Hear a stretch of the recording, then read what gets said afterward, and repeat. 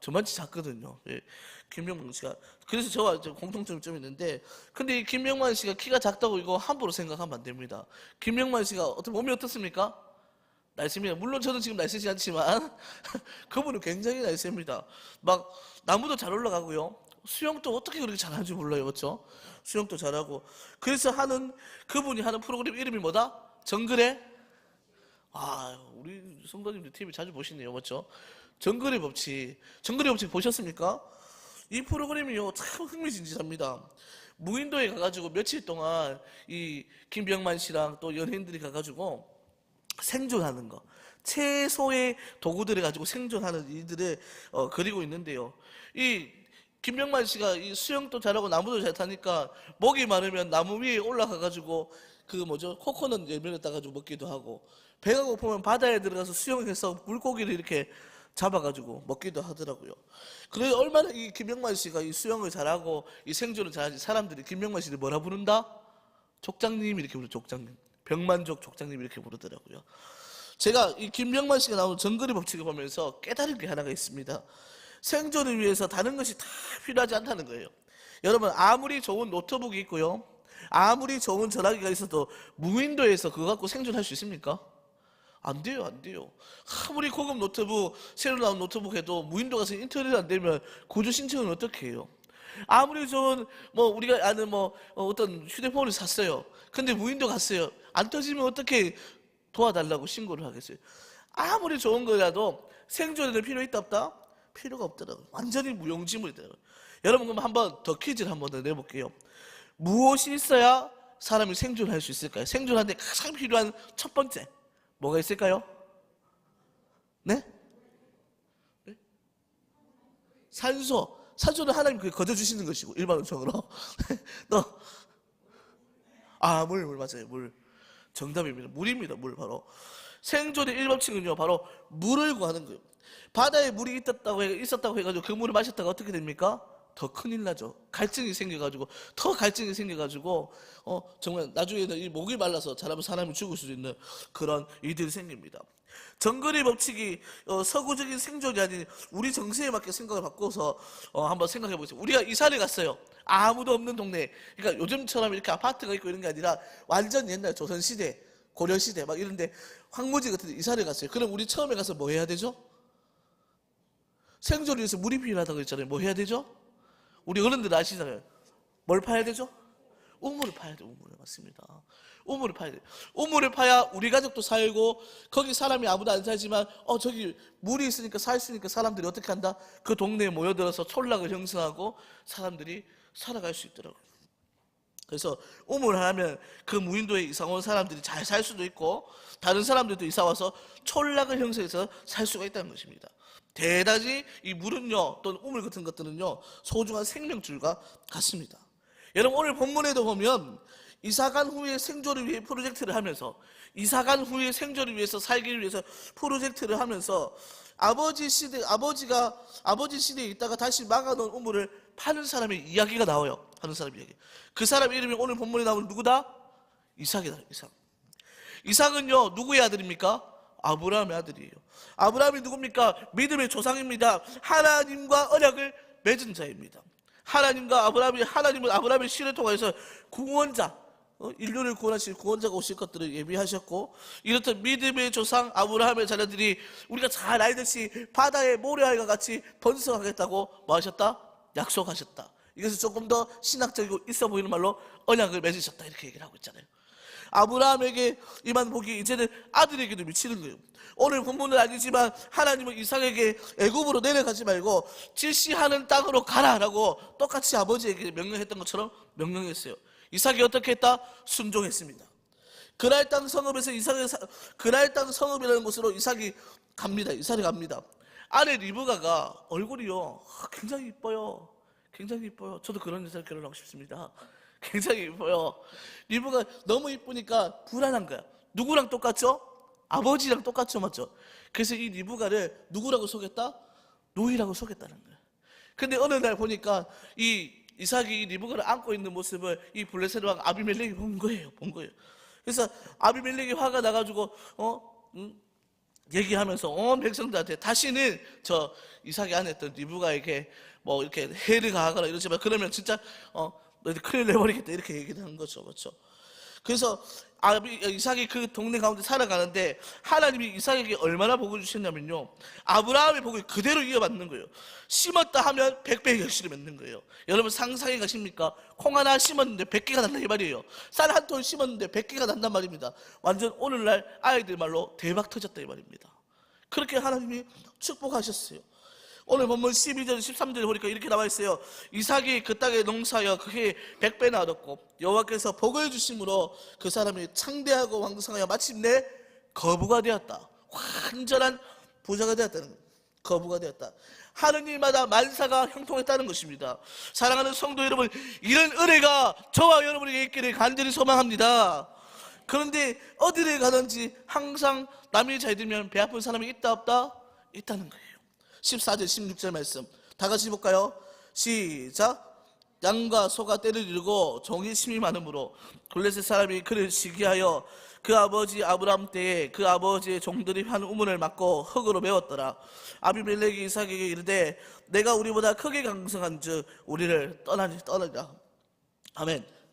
이삭이 잘 되니까 만사가 형통해서 하나님의 복을 누리니까요, 블레셋 사람들이 이거 배가 아파가지고 시기하기 시작한 거예요. 이삭 아버지 아브라함 때에 팠던 우물을 다 막아버립니다. 그리고 왕까지 나와서 이삭에게 하는 말, 내가 우리보다 강성한즉 우리 땅에서 떠나라고 얘기를 해버린 거예요. 떠나라. 계급이 깡패고 힘이 전부인 시대에 이삭이 뭐 어떻게 할 수 있겠어요? 아무리 부자여도. 맞죠? 떠나라 그러니까 보따리 사가지고 그랄 성읍을 따라서 어디로 가냐면 그랄 골짜기로 가는 거예요. 성읍에서 골짜기로 이사를 가요.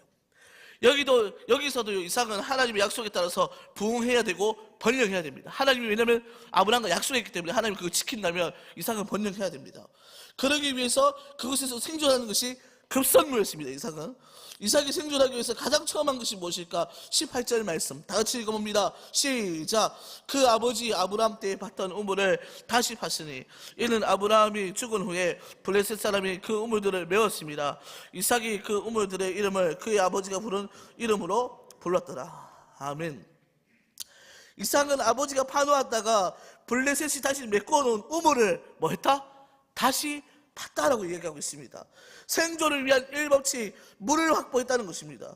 쫓겨났으나 살아야 하는 이삭과 가족들은 살기 위해서 다른 것을 한 것이 아닙니다. 성벽을 쌓거나 다른 무언가를 준비한 것이 아니라 뭐랬습니까? 그의 조상들이 사용했던 물, 그의 조상들이 예전에 사용했던 그 물을 확보했다는 거예요. 우물을 팠다는 것입니다. 사랑하는 성도 여러분, 이삭이 아브라함과 약속하신 하나님의 신실함을 통해서 복을 받고 살아가기 위해서 우물을 다시 팠던 것처럼 예수 그리스도를 통하여 언약의 자손된 우리도 이제 생존을 위해서 뭘 팔 때가 됐습니까? 생존을 위해서 우물을 팔 때가 된 거예요. 우물을 팔 때가 된 거예요. 믿음의 조상들이 팠던 우물, 그것을 오늘 우리도 파야 하는 것입니다. 그렇다면 오늘날 우리가 파야 하는 이 우물의 정체는 무엇일까요? 진짜 물을 공급하는 그런 우물을 파야 되는 것입니까? 오천제일교회 앞에 우물을 파야 될까요? 그것이 아니겠죠. 오늘날 우리가 파야 하는 우물은 우리 믿음의 선배들이 밤을 새워가며 철야하고 말씀을 목에 걸고 곡괭이 지냈던 그때의 모습처럼 기도하고 말씀을 읽는 일인 줄 믿으시기를 소망합니다. 믿음의 선배들이 우물을 파서 오늘 교회를 일궈 놓은 것처럼 우리 믿음의 우물도 파야 하는 것입니다. 매일 기도해야 되는 것입니다. 우물을 파듯이 그들이, 이삭이 자기 아버지가 팠던 우물을 다시 파서 그들이 생존하고 부흥했던 것처럼 오늘 또 교회가 부흥하기 위해서 우리 믿음의 선배들이 기도하였고 말씀 읽고 그래서 교회를 세웠던 것처럼 오늘 또 우리도 목숨 걸고 기도해야 되고, 할렐루야, 말씀을 읽어야 되고 말씀대로 살아가야 될 줄로 믿습니다. 나를 위한 기도를 넘어야 됩니다. 남을 위한 기도를 넘어야 됩니다. 우리는 결국에 교회와 하나님 나라를 위한 기도까지 갈 수 있어야 되는 것입니다. 피눈물 나게 기도해야 되는 것입니다. 목이 터져라 기도해야 합니다. 지금이 어찌 은혜를 받을 때이고 눈앞에 이익을 보면서 우리가 살아갈 때입니까? 지금은 은혜를 받을 때가 아닙니다. 지금은 기도할 때입니다. 지금은 믿음의 선배들이 봤던 우물들을 다시금 우리가 곡괭이 지나고 돈을 걷어내어서 우물을 팔 때가 지금입니다. 그래야 살아갈 수가 있어요. 그래야 생존할 수 있어요. 여러분, 오늘날 교회를 보십니까? 여러분은 많은 뉴스들을 보잖아요.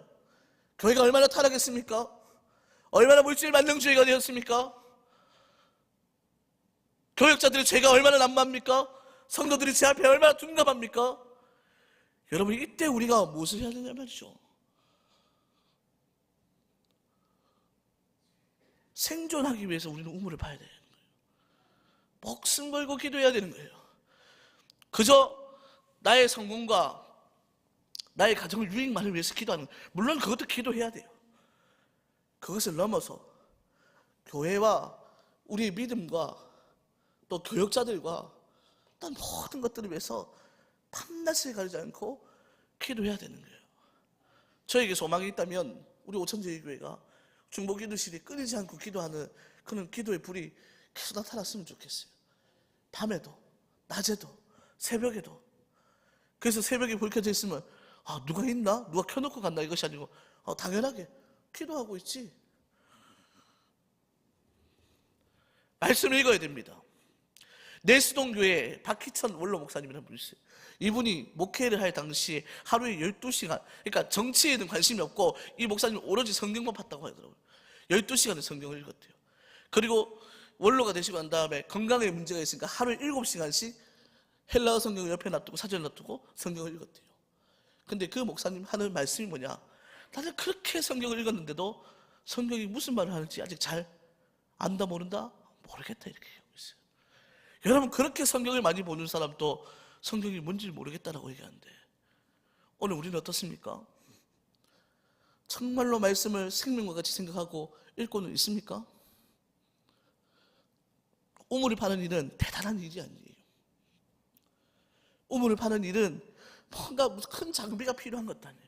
여러분이 서 있는 자리, 하나님이 여러분을 부르신 그 자리에서 교회를 위해서 기도하고 말씀을 읽는 거예요. 그렇게 할 때 메꾸어졌던 우리 대적들로 하여금 아비멜렉과 블레셋이 메꾸었던 그 우물처럼 우리 대적들이 날마다 우리의 생존을 위협하면 메꾸었던 그 우물들을 걷어내고 생명수가 솟아나서 할렐루야 교회를 다시 세우고 믿음을 다시 세우고 지도자를 다시 세우고 하나님이 그렇게 일하실 줄로 믿습니다. 여러분, 저는 오늘 이 설교를 어디서 착안을 했냐? 마틴 로이드 존슨 목사님이 부흥이라는 책에서 착안을 했습니다. 이 목사님이 부흥의 비결을 얘기하면서 똑같은 얘기를 하고 있어요. 교회가 부흥하려면 어떻게 해야 되냐? 이 본문을 똑같이 얘기하면서 믿음의 우물을 파야 된다고 얘기하고 있습니다. 여러분, 제가 한 가지 얘기하고 오늘 말씀을 마무리하자고 하는데요. 여러분, 우리 중고등부 이제 청소년부로 이름을 바꿨습니다. 아이들이 이제 요즘은 학교를 다니지 않지만 자기의 개성을 쫓아서 공부하는 친구들이 있기 때문에 학생이 아니라 청소년부로 이름을 바꿨어요. 올해 아이들이 사역을 하면서 아이들이 진짜 잡기만 잡으면 아이들이 교회로 몰려왔습니다. 그래서 교회에서 뭘 했다 그러면 아이들이 부르지도 않았다 아이들이 우르르 몰려오는 거예요. 제 마음이 어땠을까요? 교사들의 마음이 어땠을까요? 들뜨는 거예요. 한 번도 경험해보지 못했거든요. 아이들이 하루에 10명씩, 한 주에 10명씩 등록을 하고 막 와서 막 자기가 교회 일을 하겠다고 결심을 하고 막 이런 모습들을 보면서 마음이 들뜨는 거예요. 마음이 들뜨는 거예요. 근데 놓친 게 있어요. 뭡니까? 사람이 많아지면 부흥한다고 착각했던 그 마귀의 말에 너무 귀를 기울였던 것 같아요. 기도하지 않았어요. 아이들에게 말씀을 가르치지 못했어요. 그냥 많이 오면 부흥하는 줄 알고 기다렸어요. 말씀 나중에 가르쳐도 되겠지? 교리교육 뭐가 중요해? 이렇게 생각을 했어요. 아니더라고요. 진짜 부흥은, 진짜 교회를 세우는 일은, 생명이 시급한 교회를 세우는 일은 믿음의 우물을 파듯이 아이들을 위해서 아이들이 오건 어른이 오건 기도하는 것이고, 할렐루야! 말씀을 읽고 가르치는 것들을. 여러분, 저와 여러분에게 이런 일들이 있기를 소망합니다. 여러분, 우리 오천제일교회는 계속 부흥하고 있습니다. 여러분 믿으십니까? 그 일을 위해서 우리가 무엇을 해야 됩니까? 기도해야 돼요. 끝까지 기도하는 겁니다.